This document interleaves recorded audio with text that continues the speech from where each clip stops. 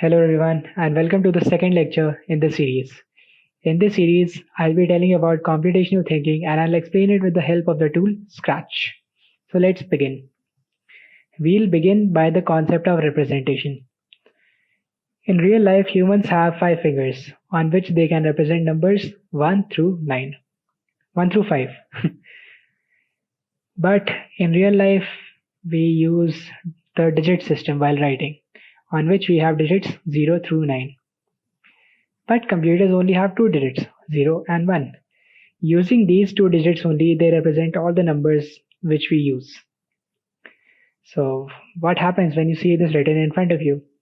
You instinctively think of it as the number 123. But what's the reason behind this intuition? The reason is that the rightmost digit, which is multiplied by 1. It's added to the digit next to it, multiplied by 10, which is added to the leftmost digit, multiplied by 100. So now if you add all these three, 100 multiplied by 1 plus 10 multiplied by 2 and added with 1 multiplied by 3, you get 123. While this 1, 10, 100, it's not an arbitrary system, rather there is a reasoning behind it. Since we have 10 digits, 0 through 9, the rightmost digit is used for the place 10 to the power 0. The digit next to it is used for the place for the power 10 to the power 1. The digit next to it stands for 10 to the power 2, and so on for as many digits you have in your number. But in computers, since we only have two digits, 0 and 1, we have 2 to the power 0 as the rightmost digit's value. The digit next to it has the value 2 to the power 1, and the one next to it has the power 2 to the power 2, which is 1, 2, and 4. Well, but if you wanted to write the number 1 in the binary tongue, which is the language computers use internally, so you can simply write 1, because 1 multiplied by 1 will give you 1. But if you want to write 2, you will have to write 1, 0, because this 1 will get multiplied by 2 added with 1 multiplied by 0, which will give you 1. 1, 1 adds to 3 because 2 multiplied by 1 added with 1 multiplied by 1. 4 is 100 because 4 multiplied by 1 added with 2 multiplied by 0 and 1 multiplied by 1 by 0. Similarly, you can write 5 in this way, 6 and 7.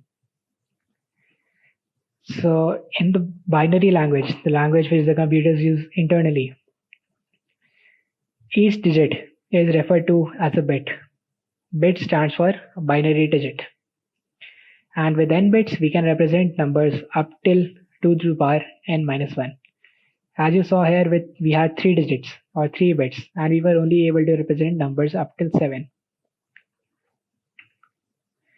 A bit can be thought of as an electric bulb. Either an electric bulb is on or off. There is no middle value. Similarly, a bit is either 1 or 0. A collection of 8 bits or 8 electric bulbs is known as a byte. But what about letters? So let's take the example of this capital letter A. This is represented by the number 65, which in binary looks like 0, 1 and then 5 zeros, 1. This was decided in the ASCII convention, and it's been decided since a lot of years, so there's no point in thinking about changing it. So since like the letter A, all the other alphabets also have a numeric representation. B has 66, C has 67, and so on. So this capital A starts with the letter 65, with the number 65, capital B 66, and so on. Lowercase a starts with 90 something. What happens when you see these three numbers written in front of you, 72, 73, and 33? Well, your first thought might be just to treat these three as numbers for what they are. But if you go according to the ASCII convention, 72 and 73 stand for the letters H and I according to the ASCII convention, and 33 stands for the exclamation mark. So what you have written in front of you is hi, and not 72, 73, and 33. In a similar fashion, all the symbols and letters on your keyboard are represented in the ASCII convention. But what about letters which are not present in the standard Latin alphabet, the one which is used in English. So for example, A might have an accent on top of it. And there are emojis also. How are these represented? Well, these are represented in the Unicode system, which covers more symbols than the ASCII convention did. So if you take the example of this smiling and crying, laughing and crying emoji, this is represented by this big number 128,100,514, which in binary is there's 5 1 0 11, so many zeros, etc. But what about colors, you might ask? So if you take the example of this yellow color and you break it down into its constituent red, green, and blue parts, which are red, green, and blue, and if you add 72 parts of red, 73 parts of green, and 33 parts of blue, and you add these three, you get this yellow color. So similarly, if you look at an image, you might be knowing that an image is a collection of individual pixels. So if you take a look at this laughing and crying emoji again, and you zoom into it a little more and a little more, you will be able to see that this image is a collection of many pixels. Each pixel is designated a certain color, which in itself is a collection of three values, red, green, and blue. Similarly, that was just an emoji, but if you see an entire image, that's what it is, a collection of pixels, each of which have three values associated with them, red, green, and blue. So surprisingly, even music is represented in terms of numbers. So this diagram, this is what the soul of any computer program is. You feed the program an input, this input goes to a black box, and out of the black box emerges some output. Now this output is what you desire, and the things inside this black box are algorithms. These are a set of instructions on how to deal with the input. Now let's treat a simple problem and come up with different algorithms. So now let's say you have a 1024 page phone book and you want to find Mark Smith's number in it. The naive approach, the simple approach would be to turn every page from the page 1 until you find his number. So that will take maximum of 1024 page turns. But if you are smart, you can turn to every other page. So 1024, 1022, 1020, and so on. So this will take half the time as it took if were Mark's number on the last page. So if turning sequentially took 1024 page turns, if Mark's number was on the last page, turning to every other page will take 512 steps. But the smartest approach would be to turn to the middle page and look whether Mark's number is on that page or is not on that page. Since a phone book is sorted alphabetically, if Mark's number is not on the middle page, it must either be in the first half or the second half. Now let's take a random example. So now let's say you turn to page 512, which is the middle page of a 1024 page long phone book, and you find there numbers of people whose name starts with the letter X. So obviously Mark's name starts with M and M comes before X. So you can discard the second half of the page of the phone book. So now you're left with only 512 pages. Next, turn to the middle page of these 512, page number 256. And there again, let's say you find numbers of people whose name starts with the letter D. So you can again discard the first half. You're only left with 128 pages. Thus, in 10 steps, you will be able to get to page 1. And this will take the least time to find Mark Smith's number. Let it be anywhere in the phone book. So if we plot the time to solve for finding Mark's number in a phone book versus the size of the phone book, we are here analyzing the worst case, which is if Mark's number is on the last page. Turning every page sequentially, it grows as the size of the problem grows, directly proportional. Turning to every other page is also proportional, but it has a constant of half. So now let's say you had a size of the problem which was predefined. Now let's take the example of 1024 pages. So if the phone book was 1024 pages long, and if you turn to every other page, it will take some X time to solve. But if you turned every other page, it will take twice the time to solve. So 2x the time to solve. And these times are very, very huge compared to the smartest approach. In this smartest approach, you will take the least time of all the possible approaches. Now coming to the concept of pseudocode. Pseudocode is used when you want to explain what your code does to someone and the person you are explaining to doesn't know the programming language you're talking about. So let's say I wanted to explain the same problem of finding Mark Smith's number in the phone book to someone who didn't know Python. So how would I do it? I would do it using pseudocode. Here in this page, I've written the 13 steps, which are the pseudocode for finding Mark Smith's number in the phone book. So the first step is very logical to pick up the phone book. The second step is to open to the middle page and then look at that page. If I'm able to find Mark Smith's number on that page, I can simply call him.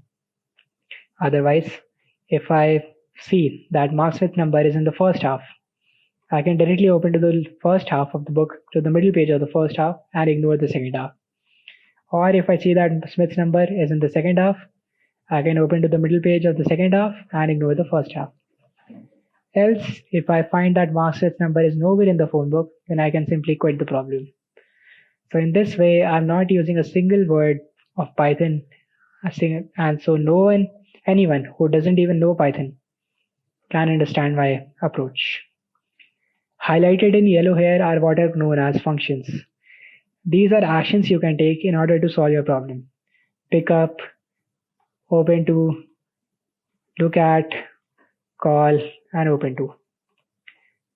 Highlighted in yellow here are what are known as conditions. These are things which if either evaluated true or false. These are conditions, and these will only be evaluated if the condition associated with them evaluated true. So if Smith's number is on that page, lines 4 and 5 will only execute if I find Mark Smith's number on a page. Otherwise they won't. Highlighted in yellow here are what are known as Boolean expressions. They have only two values, true or false. Smith's number can only be on a page or not be on a page. There is no other option for it. Smith's number can be in the first half or not in the first half. There is no option. And lastly, highlighted in yellow here, go back to line 3, are what are known as loops. So these were the 4 things we discussed: functions, conditions, Boolean expressions, and loops. If you delve deeper into programming, you'll find that there are other concepts here also involved, like variables, threads, and events. But you don't need to worry about these for now. We'll talk about these when the time comes. Print hello world. This was the simple program I did in the first introduction video, which simply printed hello world to the output terminal. This is its equivalent Scratch program. So Scratch is a platform developed by MIT with which you can develop your computational thinking. It doesn't require any prior knowledge of Python or any programming language for that matter. What it requires is you to have just an internet connection so that you can simply log into this website. Here I've made this program print hello world with just 2 blocks. When green flag is clicked, say hello world. And you saw how my character said hello world when I clicked this green flag in my previous lecture. In this video, I'll be telling you about some basic Scratch blocks and how you can use them. So like I showed you last time, this is the Scratch interface. On the left here are highlighted function blocks. This is the working pane in the middle where you can drag and drop the function blocks. This is where you can see the output of your program, your character doing something. And finally, on the bottom right pane, you can add characters or change the background. So say hello world. If we take the example of this and we break it down into its constituent input, algorithms, and output, we see the input was hello world, the algorithm was say, and the output was our character saying hello world. Now this ask what's your name and wait. This is a slightly complex block, but you can break this down as well. The input here is the question, what's the name? The output, the algorithm, is to ask this question and wait for an answer. And the output is the answer we give. Say, join, hello, and answer. This is the most complex part I'll be teaching you in this lecture, so don't worry. If we break this down, the inputs are the string hello and the answer we gave. The algorithm was to join, and the output is hello. Wherever here I've inserted my name just to show you. If we take this forward, and if this was the input and the algorithm was say, the output is our character saying hello web of. So this is a default Scratch character, and characters in Scratch are known as sprites. So when you want to refer to a character, you don't say the word character, instead you say sprite. So this default character has two versions in Scratch. These are different postures while walking, and you can use these to depict your program whether your sprite is walking. You can also use this according to different condition, if a condition evaluates true or false, so on. Okay, so I'll see you in the next lecture. Until then, you should practice Scratch so that you're able to develop your computational thinking faculties. Okay, bye, see you.